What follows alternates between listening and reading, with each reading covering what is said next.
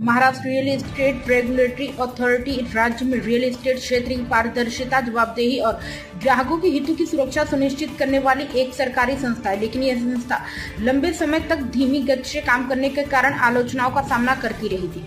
2016 में गठित महारेरा पर 2020 से 2023 के बीच हजारों शिकायतें लंबित पड़ी रही। 3 साल में महज 3,250 मामलों का ही निपटारा हो पाया। कई शिकायतों की सुनवाई जानबूझकर टाल दी गई, जिससे घर खरीदारों में निराशा बढ़ी। लेकिन सितंबर 2024 के बाद तस्वीर पूरी तरह बदल गई।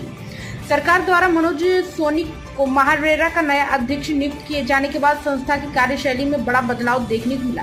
8 महीनों में ही 1,655 मामलों का निपटारा किया गया। सैनिक ने कार्यभार संभालते ही शिकायतों की सुनवाई को प्राथमिकता दी और अब रोजाना 175 से 200 मामलों की सुनवाई हो रही है। इससे भी सभी पुराने केस जो बरसों से अटके थे अब गति पकड़ चुके हैं। एक बड़ी पहल के तहत उन्होंने प्रो अनाउंसमेंट ऑफ ऑर्डर की प्रणाली शुरू की, जिसके तहत शिकायत का निर्णय होते ही उसकी जानकारी तुरंत संबंधित पक्षों को दी जाती है। इससे प्रक्रिया न सिर्फ पारदर्शी हुई है, बल्कि शिकायतकर्ताओं को त्वरित न्याय भी मिलने लगा है।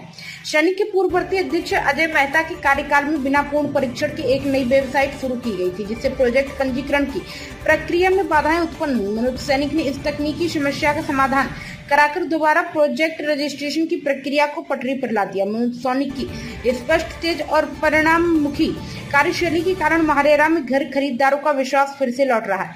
लंबित शिकायतों का तेजी से निपटारा और पारदर्शिता ने रियल एस्टेट क्षेत्र में एक नई उम्मीद जगाई है। यह कार्यकाल घर खरीदारों के लिए एक नई सुबह की तरह, जहां न्याय की प्रक्रिया अब वास्तव में उनके दरवाजे तक पहुंच रही है।